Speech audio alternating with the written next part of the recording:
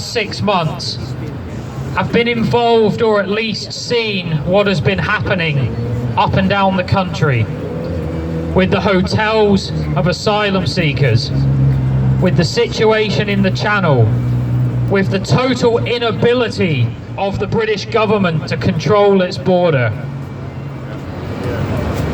So many people here have campaigned and talked about these problems for years and decades.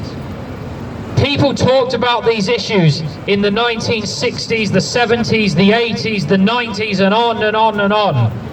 And every single year, with every single government, whether it be Tories, Labour, Liberal Democrats, every single government, the problem only went in one direction, which was that it got worse.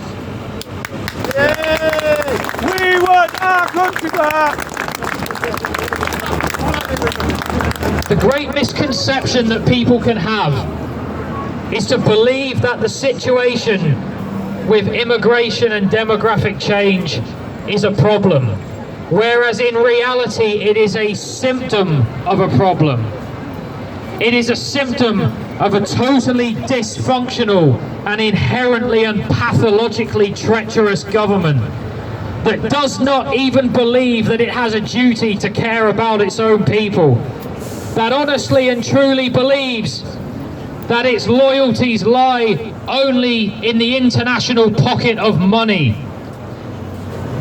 The symptom might be the unlimited and uncontrollable immigration, but the problem in this country is far worse, and it's there in that building across the street. Yeah!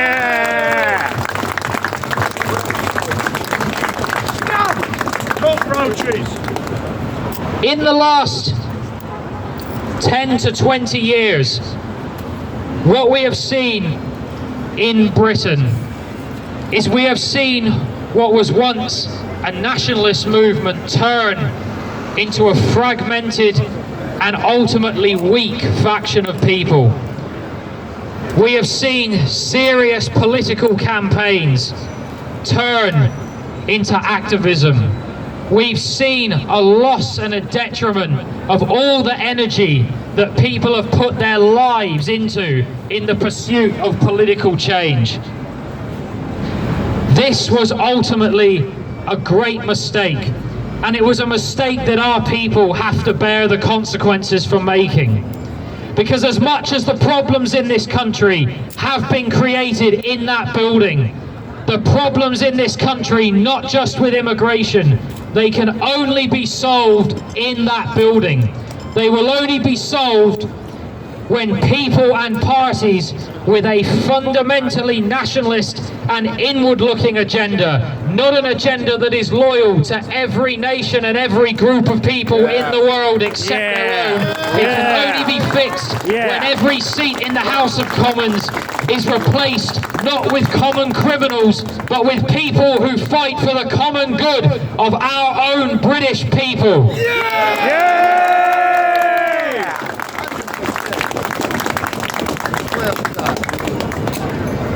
As much as our people have been beset by the enemies on the left, the communists, the Marxists, the liberals, who think only in terms of the individual and only in terms of their own personal good, we've always and also been beset by the international capitalists and the Tories on the right, two seemingly opposing factions, both working for the same end, which is to reduce our people to the status of serfs in a way that hasn't existed in this country for 700 or 800 years. On the left, you have these people who live in the service of their demented and twisted ideology. And then on the right, you have the likes of the Tories, who live only in the service of international finance, whose pockets are filled with coin, and whose loyalties only lie to whoever offers them the greatest sum of money. On the left and the right, it's two paths to the same outcome, that outcome being the annihilation and subjugation of our people. The only salvation has to lie in a total abandonment of these two failed principles. There has to be a third way for our people.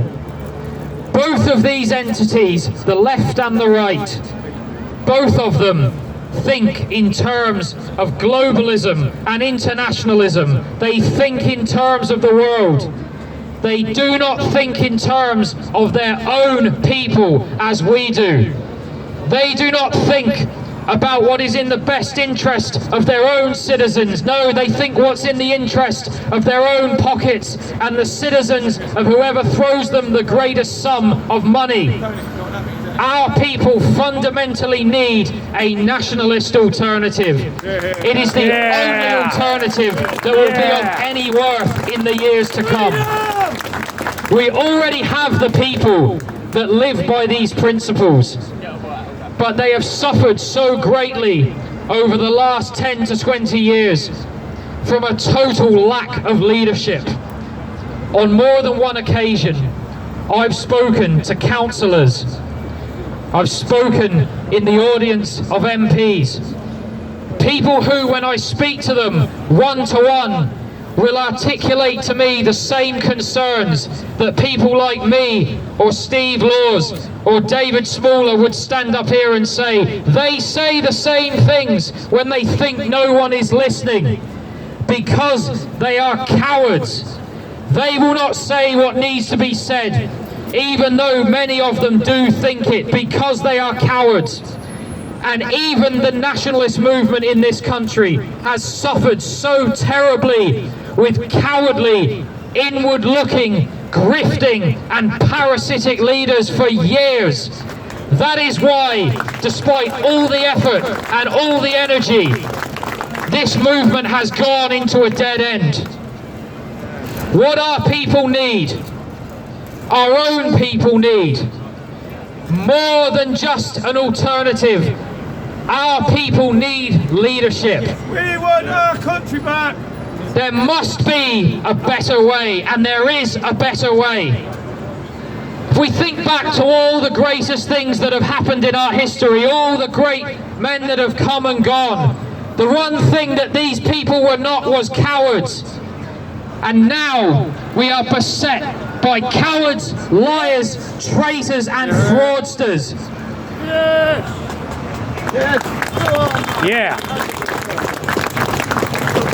If I honestly believed that the situation was beyond salvation, then I wouldn't have come here today.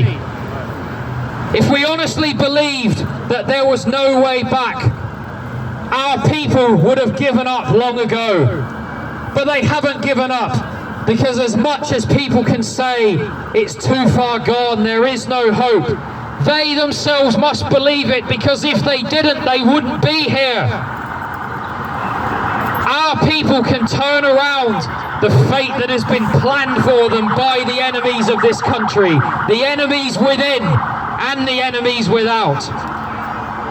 And all these people who have schemed for years in the House of Common Criminals and planned for the annihilation of our own people, these demons, when the shoe is on the other foot, we will succeed where they have failed.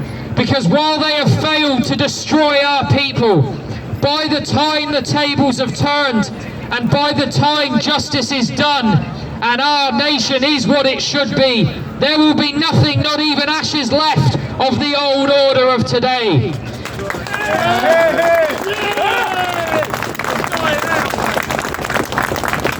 The treachery, the lies and the crimes of today and yesterday will perish. And from that rubble, a great new nation will be born. A nation built fit for its people. A nation for the people that deserve to live in prosperity and freedom within their own land. A nation that fundamentally will never again fall into the hands of parasites and traitors. The day will come shortly when the tide will turn. The day will come when our people will find themselves in their rightful place among the nations. The day will come when the lies and the sins of the Father are gone. The day will come when salvation is here for our people. Our future will be here. And when that happens, when we have that day, we will look back and remember and think to times and places like this, and think to the times when it was difficult and where it was hard to be a nationalist. Think to the times when the nationalist agenda was fragmented and suffering, when it was led by traitors and liars and grifters and cowards. And we will see that that order of things will be no more. Our nation has a future, and our people have a future. All they need to do is take it. And when that happens, the cry will go out up and down Albion. It will say, rule to the British people, rule Britannia. Yay! Yay! Yeah! Rain the swamp! Well done, bro. Right, brilliant speech by Alec there. Round of applause, I reckon. Yeah, well done, Alec.